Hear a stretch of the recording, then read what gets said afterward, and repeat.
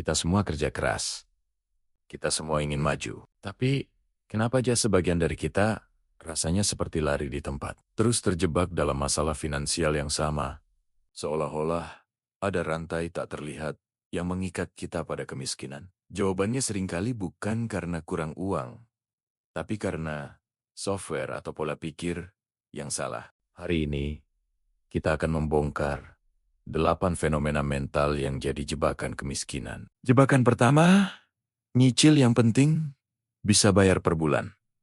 Ini pola pikir yang sangat berbahaya. Kita cuma lihat angka cicilan bulanan yang kecil 4 juta, 5 juta sehingga terasa ringan. Masalahnya, kita gagal melihat total utang dan total bunga yang harus kita bayar selama 5 atau 10 tahun ke depan. Kita berasumsi pendapatan kita akan selalu stabil atau bahkan naik. Padahal, risiko PHK atau bisnis bangkrut selalu mengintai. Solusinya sederhana. Ubah fokus Anda. Pikirkan utang dalam jumlah total. Bukan cuma cicilan bulanan. Dan untuk utang konsumtif, batasi maksimal 10-15% dari total pendapatan Anda. Jebakan kedua, berbakti sama orang tua, sama dengan wajib kasih uang tanpa hitung-hitungan. Memberi tanpa hitungan adalah sikap hati yang mulia. Kita semua setuju, tapi sikap hati ini harus didampingi oleh metode hitungan yang tepat. Seringkali, kurangnya literasi keuangan orang tua membuat dana bantuan yang kita berikan jadi tidak efektif. Uang habis untuk hal yang kurang penting. Anak wajib membantu, bukan cuma memberi uang, tapi membantu menghitung kebutuhan mereka. Lakukan dengan gaya bicara yang baik, tanpa menghakimi, supaya bantuan Anda tepat sasaran. Jebakan ketiga, dan ini isu yang sensitif. Anak sama dengan tabungan pensiun orang tua. Pola pikir ini menanamkan beban mental yang luar biasa pada anak sejak dini. Anak merasa berkewajiban membiayai pensiun orang tua, sehingga mereka mengesampingkan tujuan finansial pribadinya. Ini adalah warisan beban, bukan warisan kebebasan. Jauh lebih mulia jika orang tua berjuang demi masa depan anak, daripada anak yang berutang demi memenuhi pensiun orang tua. Jebakan keempat, investasi itu adalah judi. Mental judi yang dibungkus dengan istilah investasi membuat orang mengambil risiko ekstrim, menghabiskan semua modalnya demi mencari keuntungan tinggi dan cepat. Mereka bukan mencari hasil tahunan yang baik, tapi keuntungan sesaat. Miliki mental investasi yang benar, gunakan uang dingin, dan fokuslah pada pertumbuhan aset yang pasif dan stabil dari tahun ke tahun. Jebakan kelima, lingkungan toksik. Suka saling ngeluh dan saling nyalahin nasib. Coba jujur. Di lingkungan Anda, siapa yang paling sering mengeluh? Lingkungan yang isinya hanya kompetisi.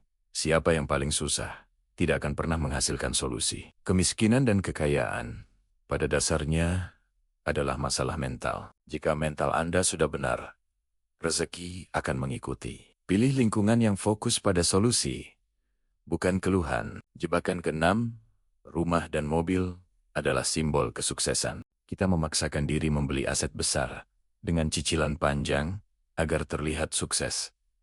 Padahal, kondisi keuangan kita belum sehat. Kekayaan sejati dibangun dengan memperbesar portofolio investasi terlebih dahulu. Rumah dan mobil seharusnya jadi ekspresi dari kesuksesan yang sudah mapan, bukan dipaksakan dengan utang hanya demi gengsi.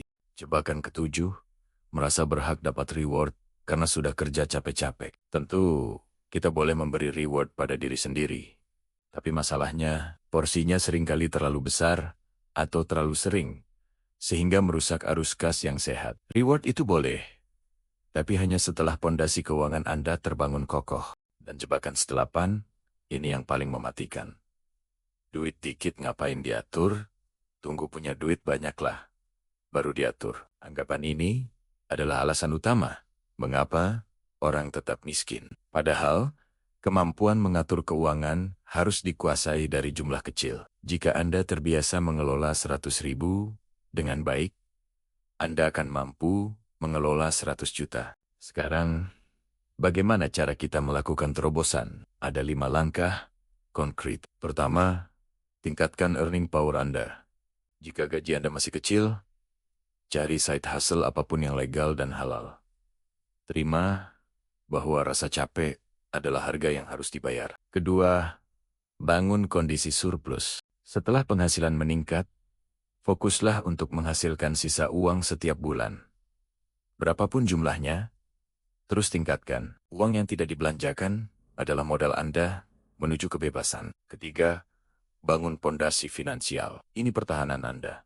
Pondasi ini terdiri dari dana darurat dan proteksi kesehatan. Bangun dana darurat 3 hingga 6 kali pengeluaran bulanan. Jika Anda sandwich generation, naikkan jadi 6 hingga 8 kali.